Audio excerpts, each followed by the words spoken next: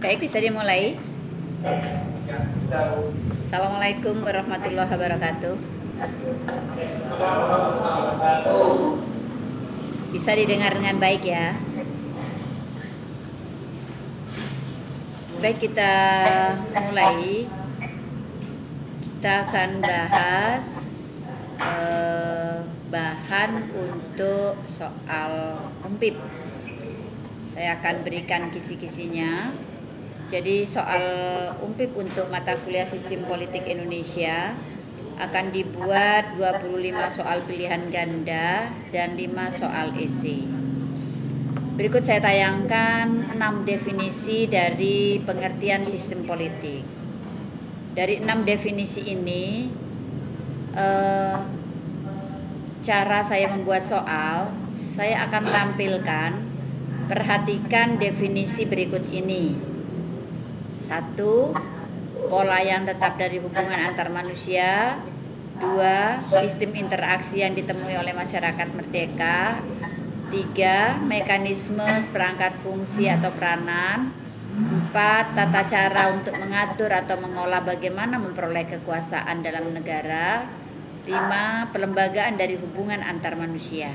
Pertanyaannya, dari definisi tersebut yang merupakan definisi menurut pandangan Gabriel Almond yang mana? Nah, terus baru A nomor 1, B nomor 2, C nomor 3, D nomor 4, nomor 5. Nah, Anda akan 2 kali bekerja. Pertama, menganalisis dulu tentang definisinya. Yang kedua, menentukan pilihan mana yang Anda pilih. Oke. Nah, jadi dari 6 definisi ini nanti akan dibuat soal berupa 2 buah. Saya ambil 2 dari 6 definisi ini.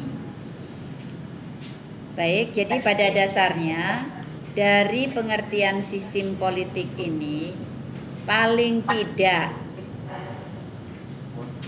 dalam setiap sistem politik itu mencakup fungsi integrasi dan adaptasi, penerapan nilai-nilai dalam masyarakat, dan penggunaan kewenangan atau kekuasaan.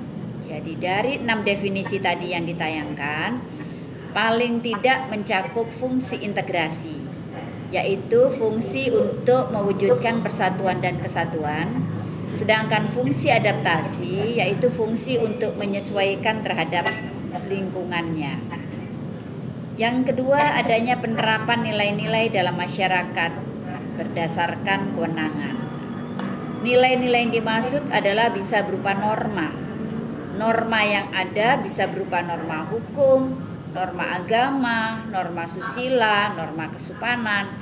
Nah, itu nilai-nilai yang berlaku dalam masyarakat. Penggunaan kewenangan atau kekuasaan itu baik dapat dilakukan secara sah ataupun tidak sah. Seperti apa contohnya? Penggunaan kewenangan yang secara sah. Yang secara sah berarti memang sesuai dengan tupoksinya, sesuai dengan tugas pokok dan fungsinya. Kalau yang tidak sah ini tetap akan memiliki kewenangan dan kekuasaan, tapi ada tapinya. Dia tidak bisa memberikan sanksi. Misalnya, kalau saya contohkan kepada kepolisian. Polisi, apabila ada orang melakukan pelanggaran lalu lintas, maka orang yang punya kekuasaan dan kewenangan untuk melakukan tilang adalah siapa? Siapa polisi yang punya kewenangan memberikan tilang? Adalah Polantas. Tapi manakala seorang polisi di luar Polantas, dia juga punya kewenangan atau kekuasaan untuk melakukan teguran kepada masyarakat yang melakukan pelanggaran lalu lintas. Namun kalau dia bukan Polantas, dia tidak punya kekuasaan dan kewenangan dalam memberikan tilang. Sifatnya hanya melakukan teguran. Nah, itulah penggunaan kewenangan dan kekuasaan yang tidak sah, gitu. Begitu juga kita di sekolah. Saya punya kewenangan dan punya kekuasaan terhadap Anda karena Anda mahasiswa saya. Anda guru punya kewenangan dan kekuasaan secara sah terhadap murid Anda. Tapi apakah saya tidak punya hak untuk memberikan teguran manakala ada anak-anak di jalan melakukan tindakan yang berbahaya? Maka saya pun punya kewenangan dan kekuasaan untuk melakukan teguran. Tapi apa yang saya lakukan itu sifatnya tidak sah, karena saya hanya punya kewenangan memberikan teguran, tapi tidak bisa memberikan sanksi terhadap anak-anak tersebut. Itu antara lain. Berikutnya adalah cara kerja sistem politik menurut Hoogerwerf. Ya. Cara kerja sistem politik menurut Hoogerwerf ada berupa input. Nah, yang menjadi input dalam sistem politik adalah sistem ekonomi dan sistem teknis. Sedangkan outputnya, yang menjadi output dalam sistem politik adalah kebijakan dari pemerintah. Ya. Kebijakan pemerintah merupakan output, sedangkan inputnya adalah sistem ekonomi dan sistem teknis. Berikutnya adalah ciri-ciri sistem politik menurut David Eston. Menurut David Eston, ciri-ciri sistem politik yang pertama adanya unit yang membentuk sistem. Saya nggak bisa lihat mereka. Yang kedua, adanya input dan output. 3, adanya jenis dan tingkat diferensiasi. Dan yang keempat, adanya tingkat integrasi dalam sistem politik itu sendiri. Nah, unit-unit yang ada dalam sistem itu akan sangat berpengaruh terhadap berlangsungnya sistem politik ini. Ya, adanya input dan output. Input tadi adalah sistem ekonomi. Outputnya adalah kebijakan-kebijakan yang diberikan oleh pemerintah. Kemudian adanya tingkat diferensiasi. Tingkat diferensiasi adalah aneka perbedaan. Diferensiasi itu adalah perbedaan-perbedaan yang ada dalam masyarakat. Sedangkan tingkat integrasi dan dalam tadi kita sepakati untuk mewujudkan persatuan dan kesatuan. Ya, apabila persatuan dan kesatuan dapat terwujud, akan mencerminkan tingkat efisiensi yang ada. Kalau ternyata kondisi seperti saat ini, banyaknya konflik yang ada terjadi pada masyarakat, maka tingkat integrasi yang ada, persatuan kesatuan yang ada, itu akan membuat tidak efisien dalam pelaksanaan sistem pemerintahan kita. Inilah ciri-ciri sistem politik menurut David Eston. Oke, berikutnya tidak bisa saya sampaikan semua, saya hanya pilih saja yang saya buat soal ya. Kemudian klasifikasi sistem politik menurut Alfian. Menurut Alfian, klasifikasi sistem politik ada otoriter atau totaliter, ada anarki, demokrasi, dan demokrasi dalam transisi. Sementara untuk menurut pandangan daripada Surbakti, Ramlan Surbakti, klasifikasi sistem politik terdiri dari otokrasi tradisional, totaliter, demokrasi, dan demokrasi dalam negara berkembang. Nah, ini antara lain perbedaan klasifikasi politik menurut Alfian dan klasifikasi politik menurut Ramlan Surbakti. Nanti saya akan buat soal seperti yang tadi saya contohkan. Bunyi soalnya adalah, berikut adalah klasifikasi sistem politik menurut Alfian. Ya, jadi saya sampaikan dulu. Berikut adalah data-data tentang klasifikasi sistem politik. Saya ambil tuh. 1, otoriter. 2, anarki. 3, demokrasi. 4, demokrasi dalam transisi. 5, totaliter. Nah, pertanyaannya, klasifikasi sistem politik menurut pandangan Alfian adalah berikut ini. Nah, saya berikan pilihan. A nomor 1, B nomor 1 dan 2, C nomor 1, 2 dan 3, E nomor 1, 2, 3 dan 4. Misalnya seperti itu. Anda tinggal memilih yang mana menurut pendapat dari Alfian. Demikian mungkin bentuk soal yang akan saya tampilkan. Jadi Anda harus teliti karena Anda akan bekerja 2 kali, ya, 2 kali analisis. Berikut adalah macam-macam sistem politik menurut Almond dan Coleman. Yang pertama adalah demokrasi politik, 2 demokrasi terpimpin, yang ketiga oligarki pembangunan, oligarki totaliter, dan oligarki tradisional. Ini menurut Coleman. Baik, mungkin tidak saya bahas yang ini, kita lanjut saja pada kemampuan sistem politik. Kemampuan sistem politik ini ada 6. Yang pertama extractive capability, regulative capability, distributive, symbolic, responsive, dan domestic internasional. Kita bahas satu persatu. Extractive capability yaitu kemampuan sistem politik, kemampuan untuk mengalokasikan sumber-sumber material, ya, dan manusiawi. Jadi untuk kemampuan ekstraktif adalah kemampuan mengelola sumber material dan manusiawi dari lingkungan domestik maupun lingkungan internasional. Oke, Indonesia dikatakan negara yang kaya, tapi selama ini dianggap sangat lemah kemampuan dalam mengelola sumber material dan sumber manusiawinya. Dibuktikan banyak sumber-sumber material kita yang dikelola oleh pihak asing dan banyak SDM kita yang tidak terfasilitasi dalam lapangan pekerjaan. Sehingga banyaknya pengangguran yang ada di Indonesia. Hal ini terjadi karena setiap pinjaman block grant, pinjaman lunak yang diberikan oleh asing kepada kita, itu bukan berarti kita menerima bentuk alokasi pinjaman berupa materi uang, tidak. Tapi pinjaman itu diiringi disertai dengan tenaga ahlinya, sehingga pemerintah Indonesia tidak punya kewenangan untuk mengelola sumber-sumber material dan sumber manusiawi yang dimiliki.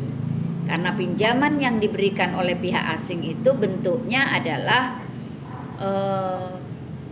memang betul pinjaman lunak, tapi disertai dengan tenaga ahli yang dimiliki oleh mereka. Seperti itu misalnya. Jadi contoh seperti Freeport gitu. Orang Indonesianya hanya sebagai kuli saja, tenaga kasarnya. Sementara tenaga ahlinya ya dikuasai oleh orang-orang asing tersebut. Nah, itu terjadi pada semua aspek. Sehingga tenaga-tenaga ahli yang dimiliki oleh Indonesia, anak-anak Indonesia sendiri tidak terfasilitasi dalam lapangan pekerjaan karena tenaga ahlinya sudah dikuasai oleh orang-orang asing. Saya contohkan misalnya kepala sekolah dapat bantuan dari pemerintah, itu dapat bantuan bangunan misalnya, dapat tambahan lokal 5 lokal misalnya. Apakah kepala sekolah tersebut menerima dalam bentuk uang? Tidak. Yang diterima adalah bangunan jadi. Nah, seperti itu. Sehingga tidak punya kewenangan untuk mengelola keuangan yang diberikan dalam bentuk bantuan tadi. Jadi bantuan sifatnya tinggal menerima kunci saja, tidak mengelola sumber material dan sumber manusia yang ada. Yang kedua adalah regulative capability, yaitu kemampuan mengontrol dan mengendalikan perilaku individu atau kelompok yang berada dalam sistem politik itu. Jadi bagaimana kemampuan kita mengontrol dan kemampuan dalam mengendalikan perilaku-perilaku individu. Ini teknis yang digunakan, yang dilaksanakan oleh pemerintah Orde Baru dan pemerintahan reformasi saat ini sangat mengalami perbedaan. Ya, dalam pemerintahan Orde Baru, dulu kemampuan mengontrol dan mengendalikan perilaku individu ini sangat ketat sekali. Intelijen-intelijennya berfungsi cukup ketat. Nah, namun saat ini kita terbatas oleh HAM, sehingga gerak-gerik yang akan dilakukan oleh pemerintah dalam rangka mengontrol dan mengendalikan perilaku individu ini dibatasi oleh HAM. Nah, sehingga contoh kasus kemarin terjadinya penembakan di lapas itu. ya jelas saja tertangkap gitu ya, karena mereka melakukan penembakan tersebut sudah di dalam penjara. Kalau pemerintah Orde Baru dulu, peristiwanya belum terjadi, tapi sudah diketahui ini orang bahaya, ini orang error. Jadi tidak diberikan kesempatan untuk berlama-lama melakukan kegiatannya. Dia akan tiba-tiba hilang dan tiba-tiba tidak akan lagi dia melakukan aktivitas sesuai dengan yang dia rencanakan. Saya contohkan misalnya Ba'asyir gitu ya. Nah, jadi dia belum sempat melakukan program-programnya, tapi sudah dilakukan teguran oleh pihak intelijen kita sehingga dia pilih meninggalkan Indonesia dan berada di Malaysia. Kembali ke Indonesia manakala dibebaskan oleh Gus Dur, tahanan-tahanan politik dibebaskan, sehingga saat itulah Ba'asyir meninggalkan kita. Nah, jadi seperti itu antara lain bagaimana kemampuan mengelola perilaku-perilaku individu yang ada di Indonesia. Baik, berikutnya adalah the distributive capability, yaitu kemampuan untuk mendistribusikan barang dan jasa. Nah, ini setiap partai saat ini punya beban bagaimana urusannya dengan bagi-membagi, ya kan? Jadi manakala Palembang menang Alek Nurdin, nah sekarang ini tim suksesnya tinggal menunggu saya dapat bagian apa gitu ya. Itu kasus yang ada. Jadi selalu setiap terjadi perubahan pimpinan akan terjadi perubahan-perubahan dalam pelaksanaan pembagian harta-harta kekayaan yang dijanjikan. Nanti saya mendapatkan apa, kebagian apa. Nah, ini yang jadi kelemahan sistem politik yang dilaksanakan saat ini. Kemudian yang berikutnya adalah kemampuan sistem politik untuk simbolik, kemampuan simbolik. Simbol-simbol yang ada di negara kita antara lain apa saja itu? Merah putih, lagu kebangsaan, Garuda Pancasila. Nah, ini saat ini sudah menjadi tidak lagi menjadi kebanggaan bagi bangsa ya. Nah, kita lebih sering simbol itu lebih dapat mengangkat Garuda di dadaku misalnya. Jadi manakala teman-teman sepak bola menang gitu, nah itu lebih gempita manakala menyanyikan Garuda di dadaku, bukan manakala menyanyikan lagu Indonesia Raya dan lain sebagainya. Nah, ini antara lain bentuk simbolik yang ada di kita. Begitu juga yang terakhir adalah kemampuan domestik ya, capability, international capability. Domestik dan international capability. Nah, ini kemampuan di mana saat ini mengalami kelemahan. Pihak Menlu kita, Menteri Luar Negeri kita, sepertinya tidak secanggih masa lalu, ya. Banyak konflik-konflik secara internasional terjadi, banyak pulau-pulau kita yang menghilang, banyak kasus-kasus warga negara kita di luar negeri. Ini menunjukkan kurangnya terfasilitasi kemampuan domestik dan internasional kita, sehingga banyak kejadian-kejadian yang merugikan pihak Indonesia. Itu antara lain faktor-faktor yang mempengaruhi kemampuan sistem politik. Kita lanjutkan. Baik, ada pertanyaan dulu mungkin. Diterima dengan baik atau tidak di sana? Baik ya, kalau diterima dengan baik kita lanjutkan dengan faktor-faktor yang mempengaruhi kemampuan sistem politik.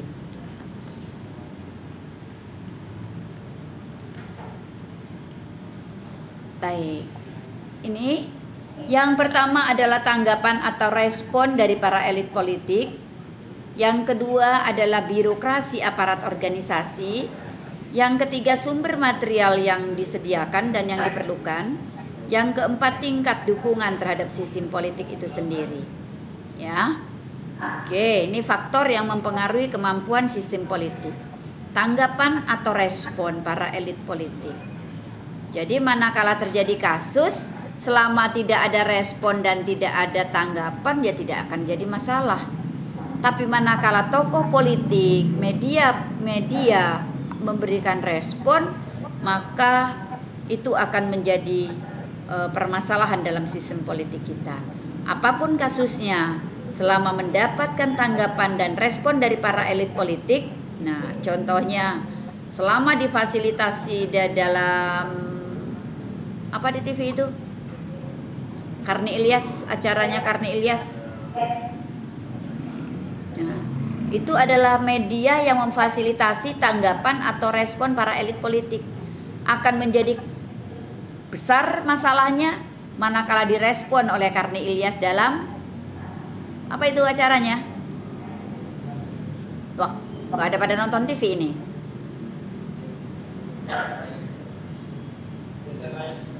Acaranya Karni Ilyas di TV One, Lions Club ya.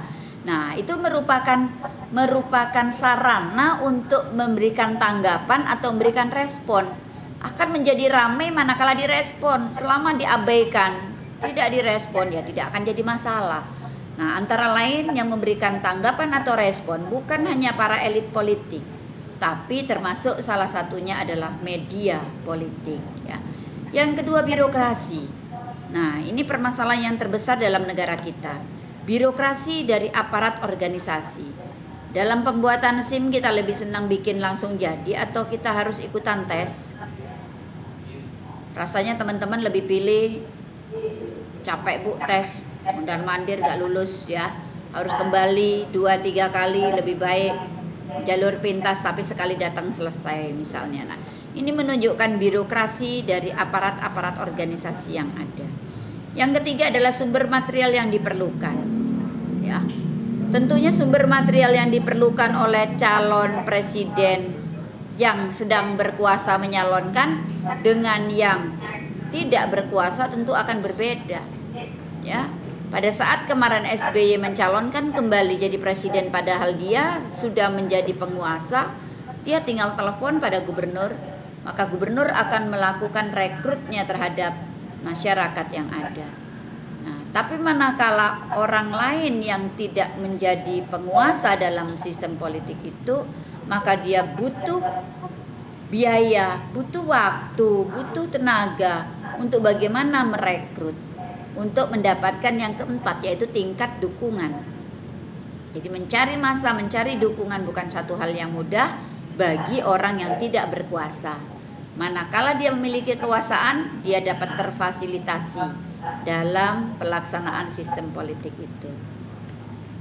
Baik, kita lanjutkan klasifikasi sistem politik menurut Rais Khan. Yang pertama adalah sistem politik yang tradisional, bersifat demokratis ya. Tradisional bersifat demokratis ini yang mana misalnya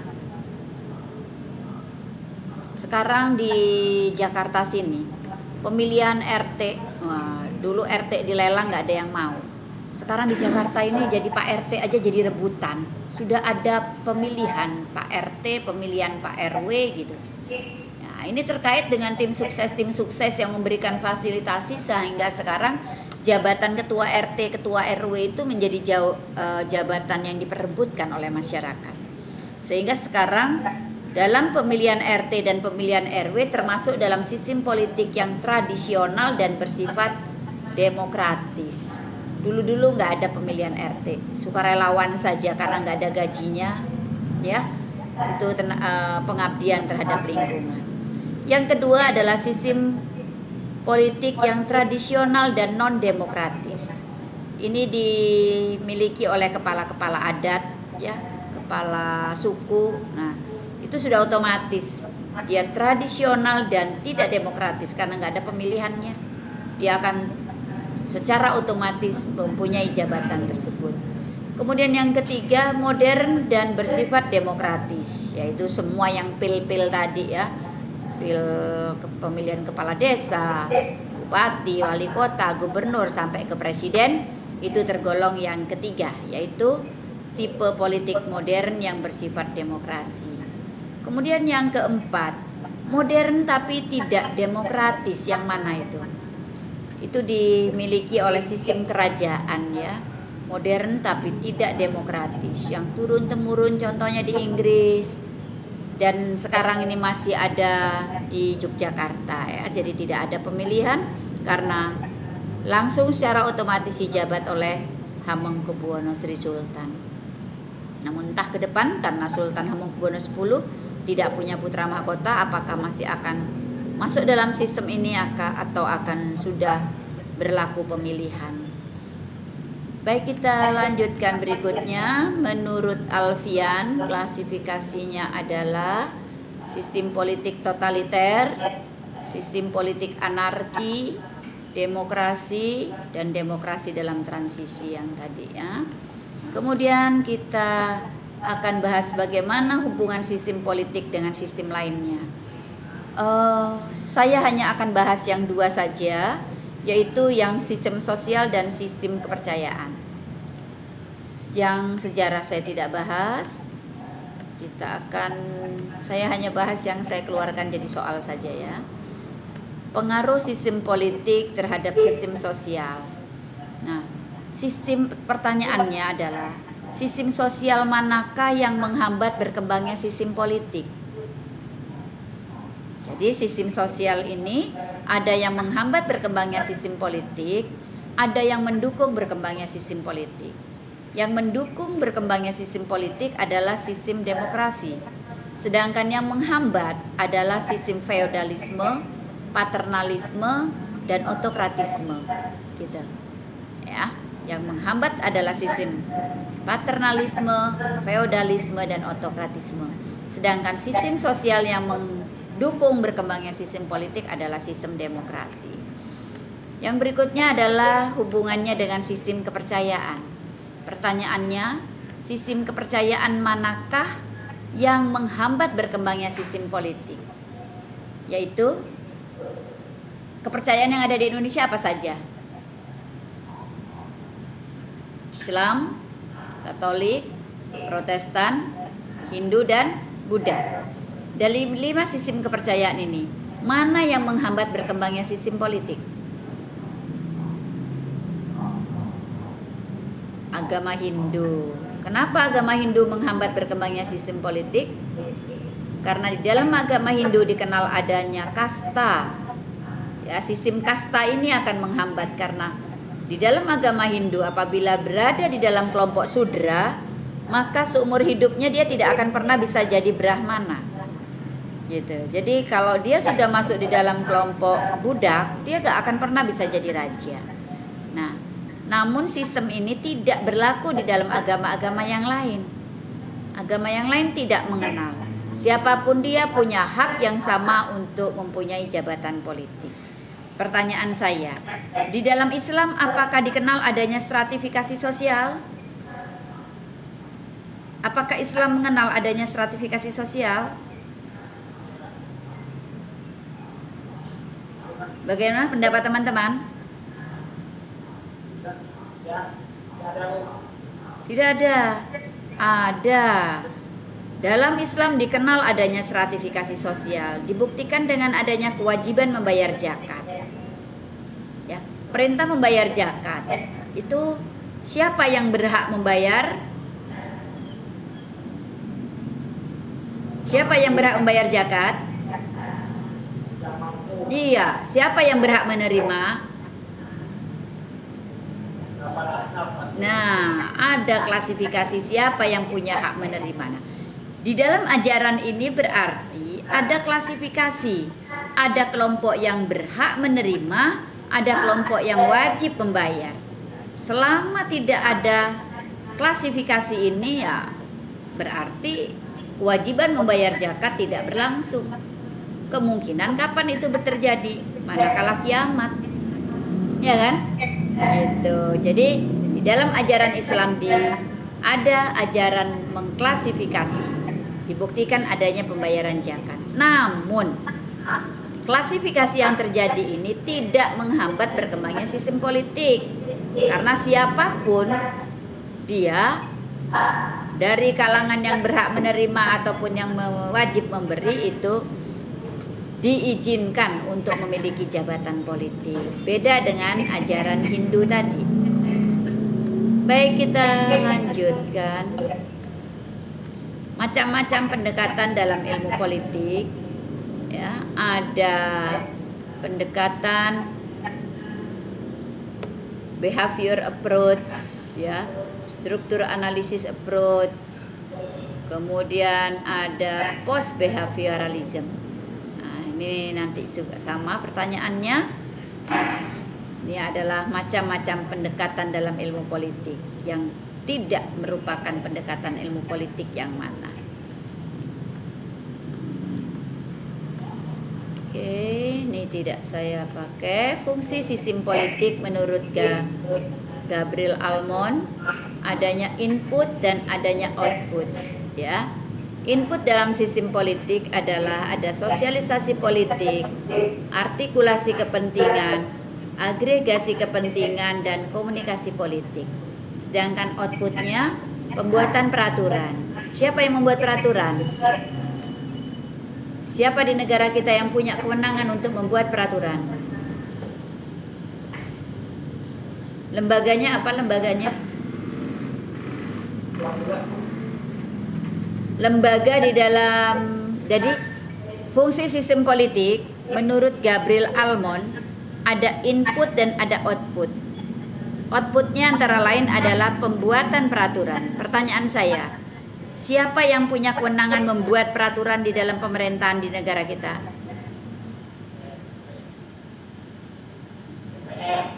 DPR, ya, DPR. Lembaganya disebut lembaga eksekutif, legislatif, atau yudikatif? Legislatif. Yang menerapkan peraturan siapa?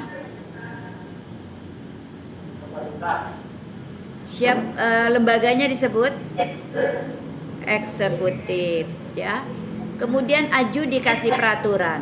Siapa yang punya kewenangan melakukan pemberian sanksi terhadap pelanggar undang-undang ini adalah siapa? Lembaga yudikatif kita siapa? Ya, lembaga yudikatifnya itu siapa saja?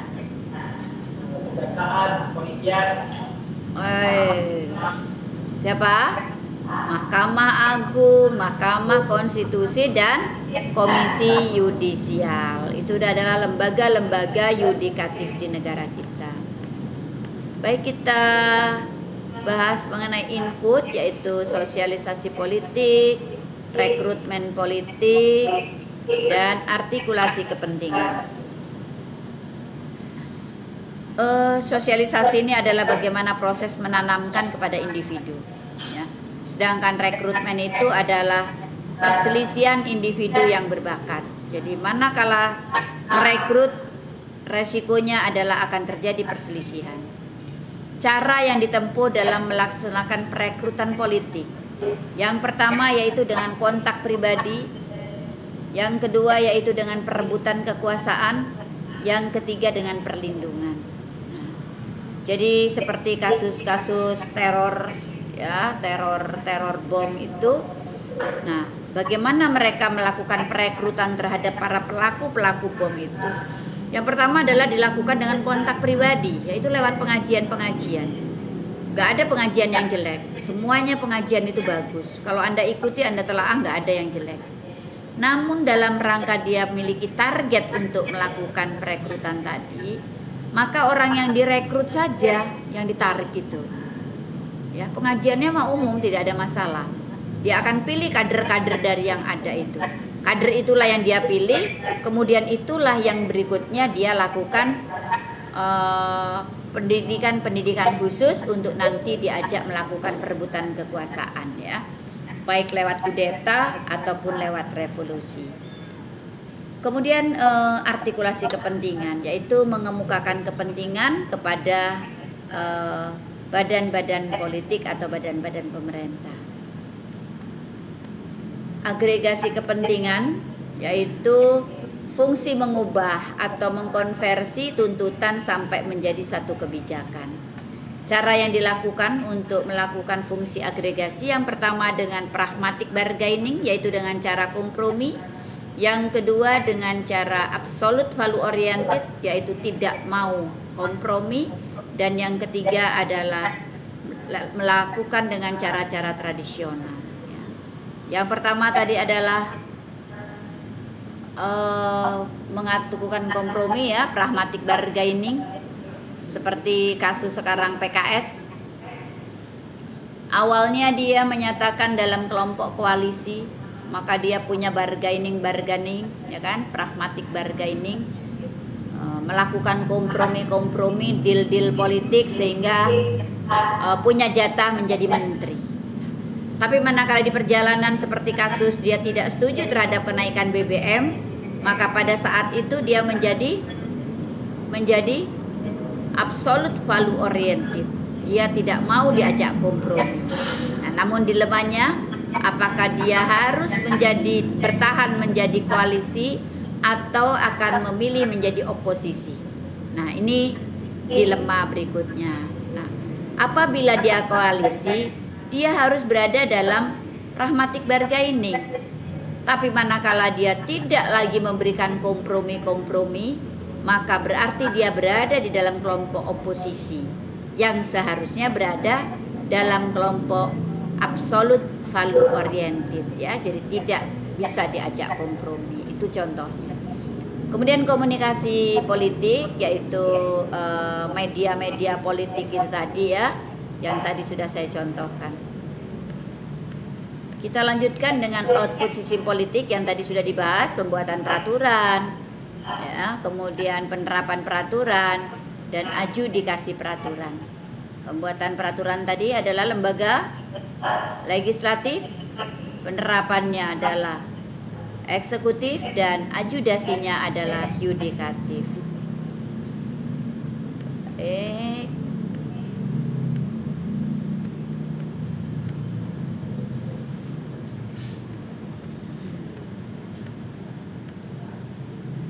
Pilih kembali terkait dengan infrastruktur politik, yaitu partai politik, kelompok kepentingan atau interest group, dan kelompok penekan. Siapa yang merupakan kelompok interest group kita, kelompok kepentingan kita? Mereka adalah LSM, ya. Kemudian pengusaha-pengusaha. Nah, itu merupakan kelompok-kelompok kepentingan. Dan apa kepentingan mereka?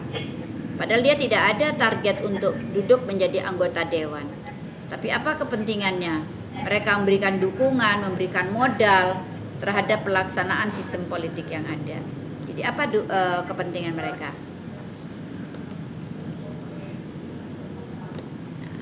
Apabila orang yang dia dukung nanti jadi, maka semua proyek-proyek yang ada di dalam sistem pemerintahan itu akan menjadi kekuasaan dia. Contohnya kemarin di dalam pelaksanaan UN. Kenapa yang tendernya lebih mahal kok malah jadi, sedangkan yang punya tender lebih murah kok malah tidak terpilih, gitu. Nah, itu kan indikasi menunjukkan ke sana bahwasannya sudah terjadi bargaining dengan pemilik tender itu tadi. Mungkin saja pada waktu proses politik saat itu sudah terjadi bargaining dengan kelompok kepentingan tersebut, gitu, ya. Jadi kadang-kadang jarang sekali sistem politik kita itu tidak ada bargaining.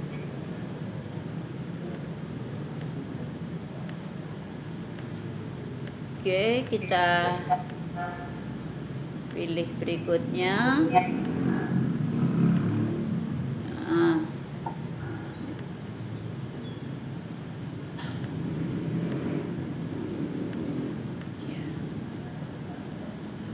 Ini 3 partai yang ada pada pemerintahan Orde Baru. Cuman 3 partai aja, partai Islam nggak pernah menang kan? Apalagi sekarang partai Islam dicerai-berai, ya. Nah, ini ada 48 partai. Saat ini entah berapa. Ini tahu saya data pada tahun 99. Saya mendata ada 48 partai. Sekarang tambah berapa sudah?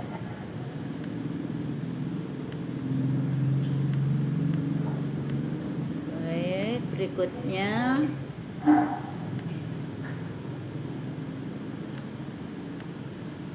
struktur politik di Indonesia. Ada suprastruktur politik dan ada infrastruktur. Suprastruktur, pertanyaannya begini. John Locke dan Montesquieu ini punya pendapat untuk membagi pemerintahan, ya, jadi pembagian kekuasaan dalam suatu negara. Kalau menurut pandangan John Locke, apa pembagian kekuasaannya? John Locke itu membagi kekuasaan atas kekuasaan legislatif, eksekutif, dan federatif. Nah, apa kelemahan pembagian kekuasaan menurut John Locke? John Locke tidak punya lembaga yudikatif. Lembaga yudikatifnya dititipkan kepada lembaga eksekutif. Nah, itu kelemahan dari pandangan John Locke. Saya ulang, John Locke membagi 3 kekuasaan, yaitu kekuasaan legislatif, kekuasaan eksekutif, dan kekuasaan federatif. Kelemahannya, John Locke tidak mempunyai kekuasaan yudikatif. Tapi kekuasaan yudikatifnya include ada di dalam pemerintahan eksekutif. Nah, itu kelemahannya dari John Locke. Sedangkan Montesquieu, ya, Montesquieu membagi 3 kekuasaan atas kekuasaan eksekutif, legislatif, dan yudikatif.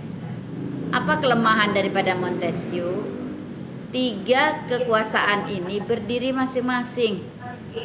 Masing-masing tidak bisa saling pengaruh dan mempengaruhi. Nah, Indonesia pakai yang mana?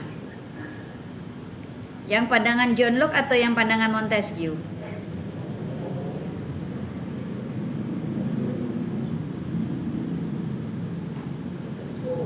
Ya, Indonesia pakai pandangannya Montesquieu.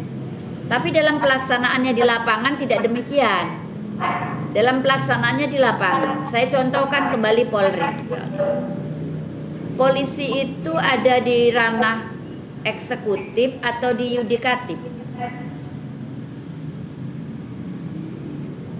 Polisi itu masuk kelompok eksekutif atau masuk kelompok yudikatif? Eksekutif. Alasannya?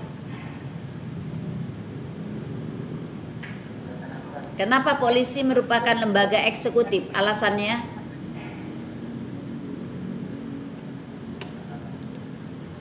Dia diangkat dan diberhentikan oleh presiden. Nah, Kapolrinya itu kan diangkat dan diberhentikan oleh presiden. Maka kalau melihat dari aturan itu, Polri berada dalam kelompok eksekutif. Tapi manakala kita melihat kewenangan yang diberikan kepada polisi, itu akan menentukan seseorang itu akan masuk dalam penjara atau enggak. Ya kan? Polisi merupakan pintu gerbang dari seseorang itu akan masuk pengadilan atau bebas dari pengadilan. Akan masuk penjara atau bebas dari penjara. Sekarung narkoba dipegang oleh seseorang, tapi polisi menyatakan tidak cukup bukti, ya bebas dia. Segelintir narkoba ada di tangan dia, polisi mengatakan cukup bukti, ya silakan nikmati itu penjara gitu. Nah, kalau melihat kondisi yang kayak gitu, maka polisi masuk dalam kelompok yudikatif. Jadi kesimpulannya, melihat kasus ini tadi, Indonesia mengikuti pahamnya John Locke.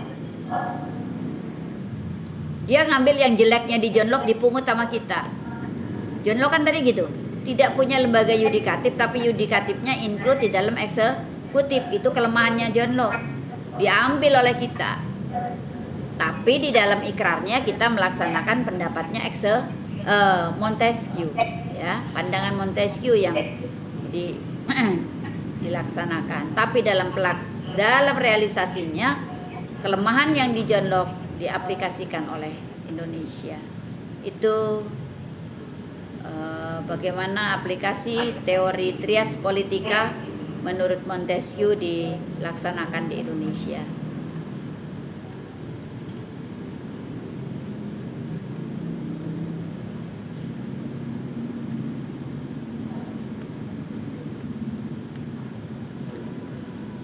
Baik, kita lanjut. Konflik, ya. Konflik dapat dikategorikan dalam dua tipe, konflik positif dan konflik negatif. Konflik itu harus diciptakan, ya. Kalau tidak bisa menciptakan konflik, maka kehidupan akan jenuh, ya, kita akan tidak punya variasi. Tentunya konflik yang mana? Konflik yang positif, ya. Jadi konflik yang positif ini adalah konflik yang tidak mengancam eksistensi politik, sistem politik. Sedangkan konflik negatif adalah konflik yang dapat mengancam eksistensi sistem politik.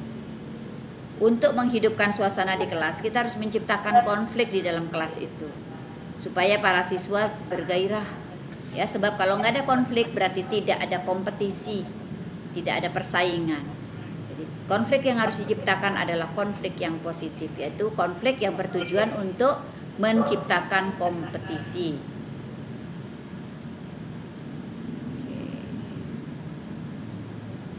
Bagaimana cara menyelesaikan konflik?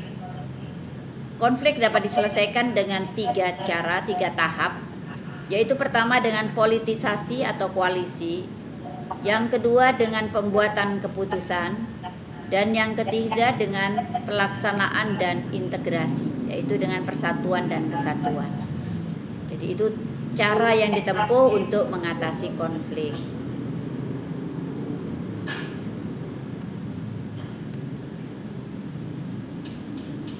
Oke, nanti tolong dibaca perbedaan sistem pemilu mekanis dan organik.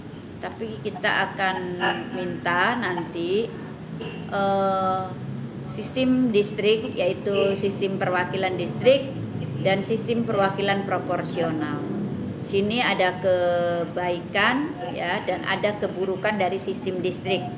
Ya, apa kebaikan sistem distrik dan apa keburukan sistem distrik. Begitu juga dengan sistem proporsional. Ada kebaikan sistem proporsional, ada keburukan sistem proporsional. Silahkan dianalisis, ini akan dikeluarkan soal esai 1 soal dari itu. Ya. Oke, yang ini tidak saya bahas.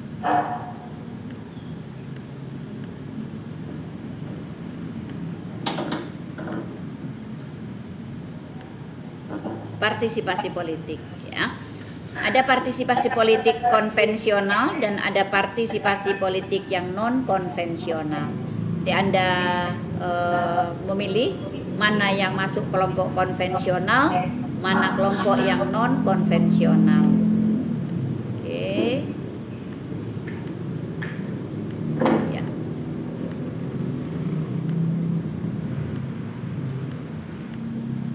Saya tidak bahas semuanya, yang saya bahas hanya yang keluar di soal saja, ya. Oke.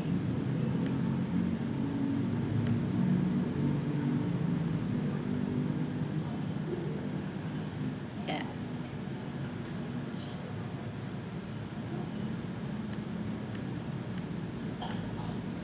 Nah, ini Almond dan Verba melihat bahwa dalam pandangan terhadap objek politik itu terdapat 3 komponen. Nah, ini kalau saya keluarkan di soal yang selalu kejebak teman-teman. 3 komponen itu adalah kognitif, afektif, dan evaluatif. Bukan psikomotor, ya. Rata-rata nanti akan pilih kognitif, afektif, dan psikomotor. Itu rata-rata jawabannya. Jadi komponen yang menjadi objek politik itu adalah kognitif, afektif, dan evaluatif. Yang termasuk dalam kognitif adalah nilai tingkat pengetahuan. Jadi bagaimana tingkat pengetahuan seseorang. Kemudian afektif, bagaimana bicara masalah perasaan-perasaan seseorang. Dan evaluatif adalah bagaimana orientasi politik itu dalam melakukan evaluasi moralnya. Oke, ini 3 komponen. Banyak yang kejebak kalau dibuat soal itu.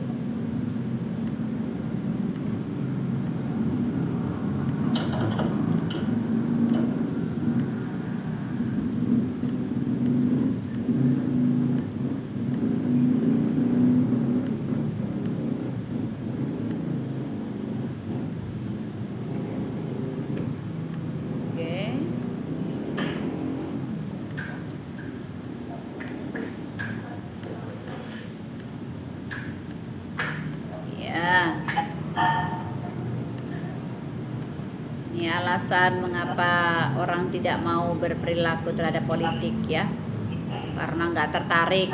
Ini sekarang kayak perempuan-perempuan itu punya jatah 20% menjadi parpol, tapi mereka tidak memanfaatkan ya, dengan alasan tidak tertarik, tidak punya pengetahuannya, tidak dapat memuaskan pihak lain ya, dan banyak kendala.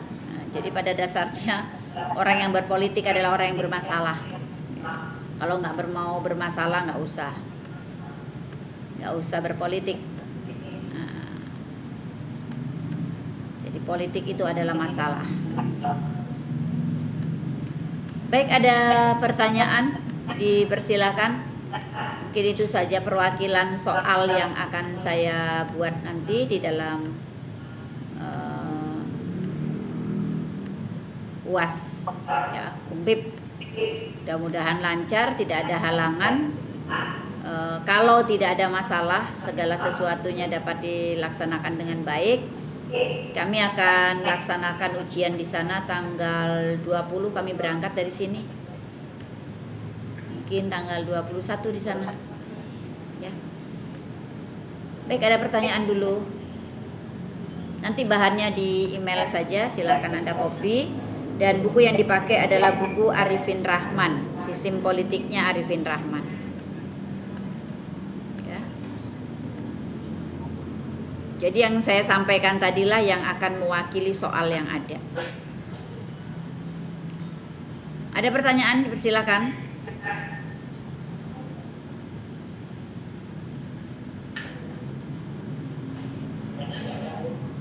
Ya, udah habis tenaganya ya. Udah seharian sudah lelah rupanya. Baik, mudah-mudahan lancar, tidak ada masalah. Ujian tetap akan dapat dilaksanakan dengan baik. Terima kasih, kurang lebih mohon maaf. Assalamualaikum warahmatullahi wabarakatuh.